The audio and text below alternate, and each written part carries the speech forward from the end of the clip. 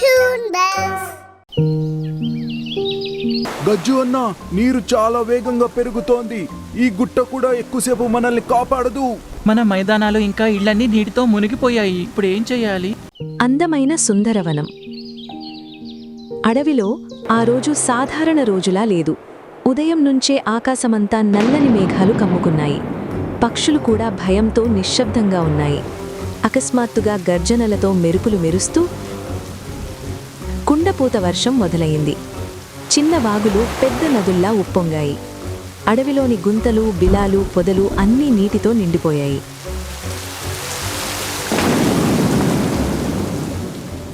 అయ్యో, నా బిలం మొత్తం నీటితో నిండిపోయింది. ఇప్పుడు నేను ఎక్కడికి వెళ్ళాలి? నన్ను కాపాడండి, నేను చాలా చిన్నవాణ్ణి. ఈ నీటిలో కొట్టుకుపోతాను. ఏమీ భయపడకు, మీకు నా తోక పట్టుకు. మనందరం కలిసి ఉంటే ఎలాంటి ప్రమాదమైనా మనం ఎదుర్కోగలుగుతాం. అందరూ జాగ్రత్త, నది నీరు అడవిలోకి దూసుకొస్తుంది. చెట్లు కూడా కూలిపోతున్నాయి. జంతువులన్నీ అడవి మధ్యలో ఉన్న ఒక ఎత్తైన గుట్టపైకి చేరుకున్నాయి. అక్కడ గర్జు ఏనుగు, భోలు ఎలుగుబంటి ఇప్పటికే ఉన్నారు. కానీ నీరు ఆ గుట్టను కూడా మెల్లగా ముంచేస్తోంది. గజ్జు అన్న, నీరు చాలా వేగంగా పెరుగుతోంది. ఈ గుట్ట కూడా ఎక్కువసేపు మనల్ని కాపాడదు. మన మైదానాలు ఇంకా ఇళ్లన్నీ నీటితో మునిగిపోయాయి. ఇప్పుడు ఏం చెయ్యాలి? మనం ఇంకా బ్రతుకుతామా? అందరూ నిశ్శబ్దంగా తలదించుకున్నారు. అప్పుడే టుంటుని దూరంలో ఒక విచిత్రమైన వెలుగు చూసింది. ఆగండి, అక్కడ చూడండి, ఒక పెద్ద బంగారు వర్ణం వెలుగు కనిపిస్తుంది. అందరూ ఆశ్చర్యంగా చూశారు. దూరంలో ఒక భారీ బొప్పాయి చెట్టు మెరిసిపోతోంది. కానీ ఆ చెట్టు దగ్గరకు వెళ్లడం అంత సులభం కాదు. మధ్యలో ఉప్పొంగి ప్రవహిస్తున్న వరద కాలువ ఉంది. నీటి వేగం చాలా ప్రమాదకరం. నేను నీటిని దాటలేను. నేనున్నాను కదా.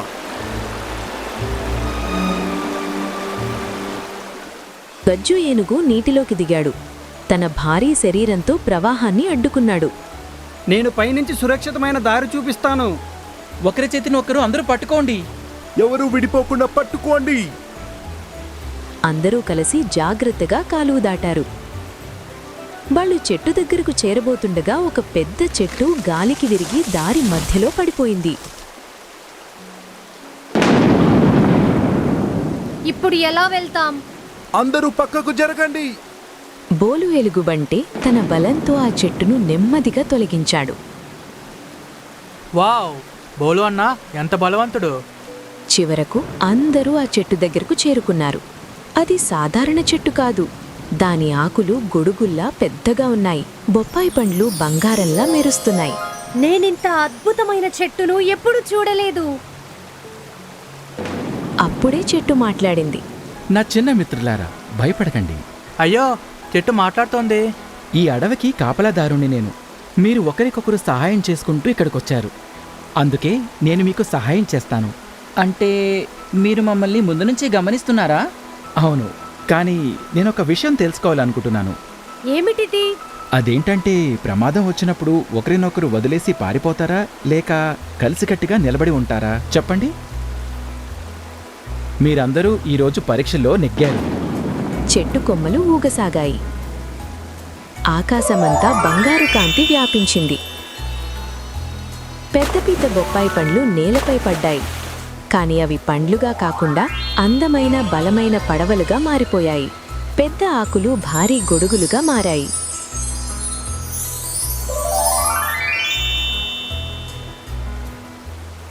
వావ్, ఇది నిజంగానే మాయ. ఈ పడవలు మునగవు. అందరూ పైకెక్కండి. జంతువులన్నీ పడవల్లో ఎక్కాయి. రాత్రంతా వర్షం కురిసింది. గాలులు బలంగా వీచాయి. మెరుపులు మెరిశాయి. ఒక సమయంలో ఒక పడవ ప్రవాహంలో చిక్కుకుంది. మేము కొట్టుకుపోతున్నాం. భయపడకండి. గజ్జు ఏనుగు తన పడవతో వెళ్లి ఆ పడవను సురక్షితంగా లాగాడు. మనమందరం కలిసి ఉంటే ఎలాంటి అల కూడా మనల్ని ఓడించలేదు. మరుసటి రోజు ఉదయం సూర్యుడు ఉదయించాడు. వర్షం ఆగిపోయింది. వరద నీరు తగ్గిపోయింది. అందరూ సురక్షితంగా ఒడ్డుకు చేరుకున్నారు. అప్పుడే ఆశ్చర్యకరమైన విషయం జరిగింది. పడవలన్నీ మళ్లీ బొప్పాయి పండ్లుగా మారిపోయాయి. ఇప్పటి వరకు మన ప్రయాణం మొత్తం బొప్పాయిపల్లి మీద జరిగిందా? ఇప్పుడు మీరందరూ ఒక ముఖ్యమైన విషయాన్ని నేర్చుకున్నారు. ఏమిటిది బొప్పాయి అన్నా? మాయాజాలం పొడవల్లో లేదు, మరది ఎక్కడుంది? ఆ మాయాజాలం మీ హృదయంలోనే ఉంది.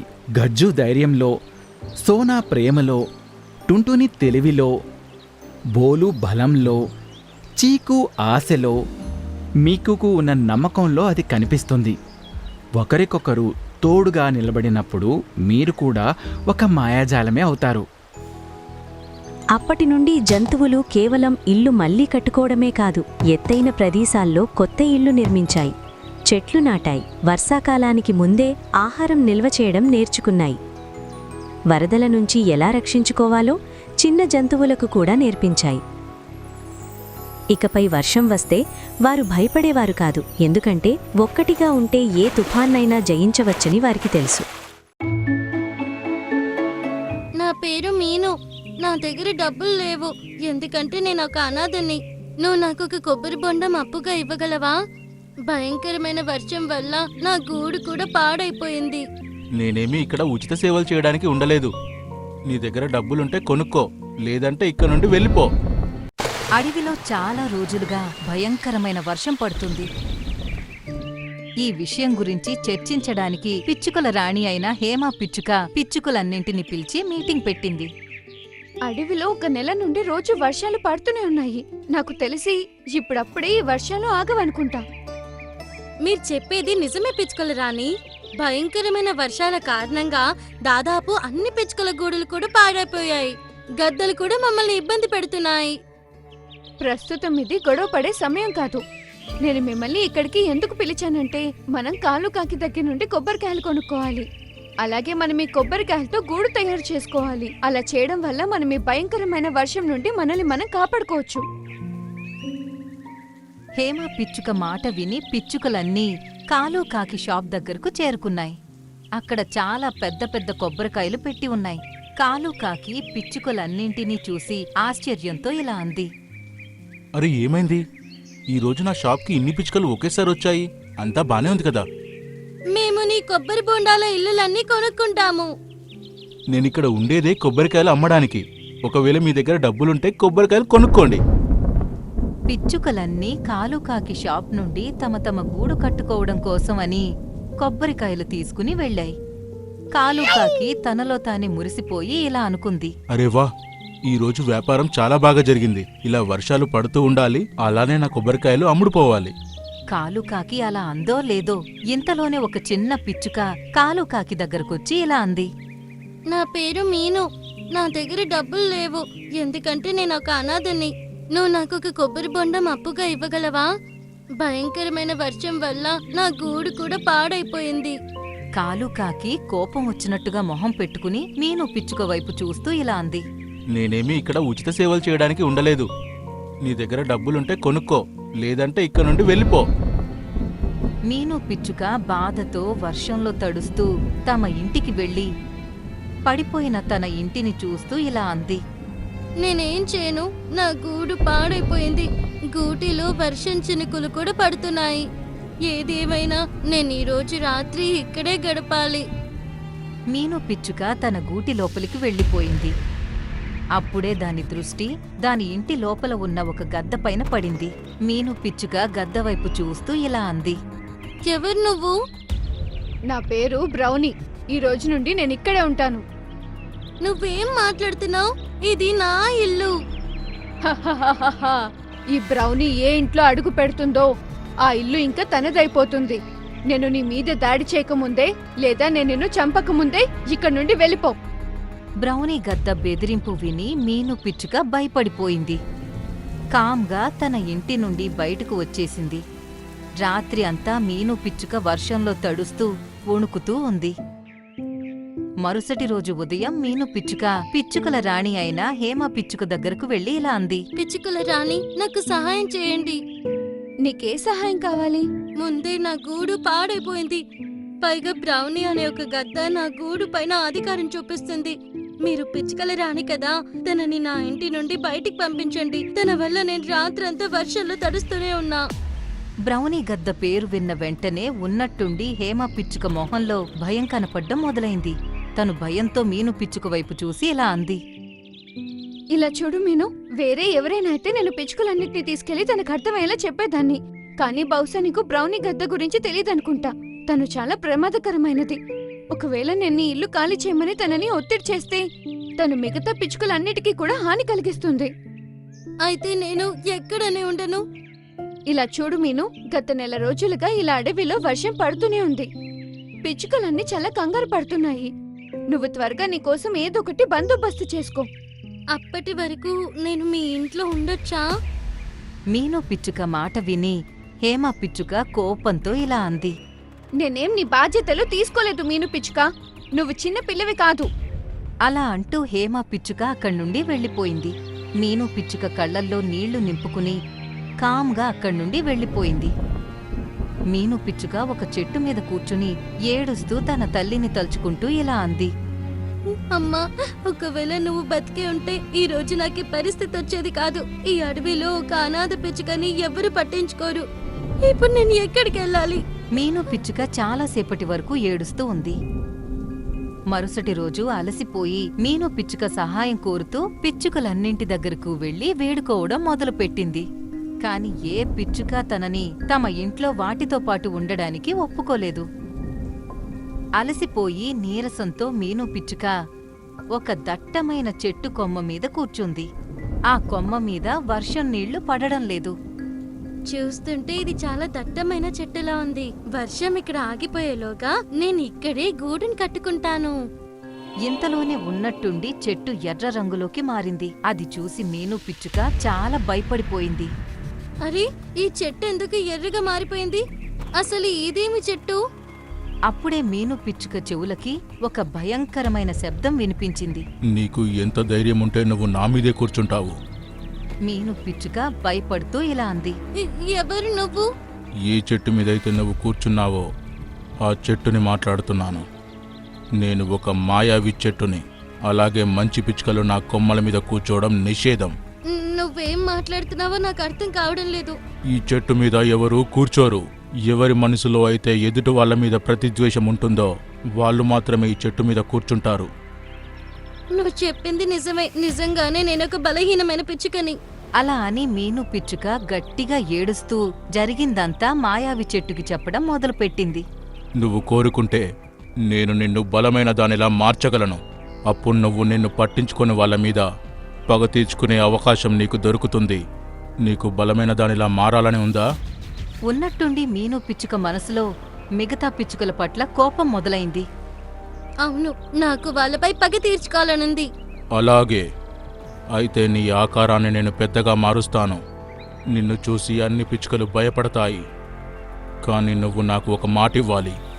నువ్వు ఇక్కడ ఉండే ప్రతి పిచ్చుక ఇల్లు పగలగొట్టాలి. నేను ఒప్పుకుంటున్నాను. మీను పిచ్చుక అలా అన్నదో లేదో ఉన్నట్టుండి మీను పిచ్చుక ఆకారం చాలా పెద్దగా మారిపోయింది.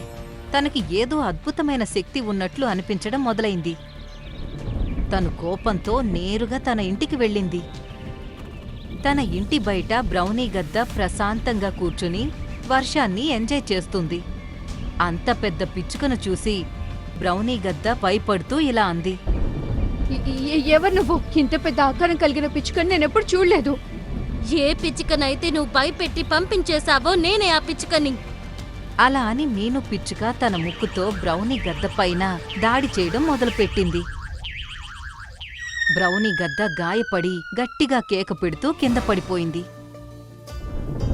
ఈ గద్దని గాయపరిచిన తర్వాత నాకు చాలా ఆనందంగా ఉంది. ఇంకా నేను అందరి కొబ్బరికాయల ఇంటిని పగలకొడతాను. ఎందుకంటే ఎవ్వరూ నాకు సహాయం చేయలేదు. ఆ మాట విని మీను పిచ్చుక కోపంతో రగిలిపోతూ మిగతా పిచ్చుకల కొబ్బరికాయ ఇంటిని పగలగొట్టడం మొదలుపెట్టింది. మిగతా పిచ్చుకలన్నీ మీను పిచ్చుకని చూసి చాలా భయపడిపోయాయి. పిచ్చుకలన్నీ భయపడుతూ పిచ్చుకల రాణి హేమ దగ్గరకు వెళ్లి జరిగిందంతా చెప్పడం మొదలుపెట్టాయి. తప్పంతా నాదే. మీను పిచ్చుక నా దగ్గరికి సహాయం కోసం వచ్చినప్పుడు నా మూడ్ నిజంగా అస్సలు బాలేదు. పాపం నేను తనని ఇక్కడి నుండి పంపించేశాను. మీను పిచ్చుక తప్పకుండా ఆ దట్టమైన చెట్టు మీద కూర్చునుంటుంది. అది చాలా చెడ్డ చెట్టు. ఆ చెట్టు ఎవరి మనసులో అయినా కోపం ఇంకా ద్వేషం నింపగలదు. అది ఒక మాయావి చెట్టు. తప్పు మీ ఒక్కరిదే కాదు, మా అందరిది కూడా ఉంది. పాపం మీను పిచ్చుక మా అందరి దగ్గరికి సహాయం కోసం వచ్చింది, కానీ మాలో ఒక్కరు కూడా తనకి సహాయం చేయలేదు. ఆ మాయావి చెట్టు మీను పిచ్చుక మనసులో మన అందరి పట్ల విషం నింపి ఉంటుంది. ఇప్పుడు మనం తన మనసులో ప్రేమ కలిగేలా చేయాలి. అలా చేస్తే అంతా మామూలైపోతుంది. అలా అని హేమ పిచ్చుక ఎగురుకుంటూ మీను పిచ్చుకను వెతకడం మొదలుపెట్టింది. అప్పుడే తన దృష్టి మీను పిచ్చుక పైన పడింది. తను కోపంతో రగిలిపోతుంది. హేమ పిచ్చుక తన దగ్గరకు వెళ్లి ఇలా అంది.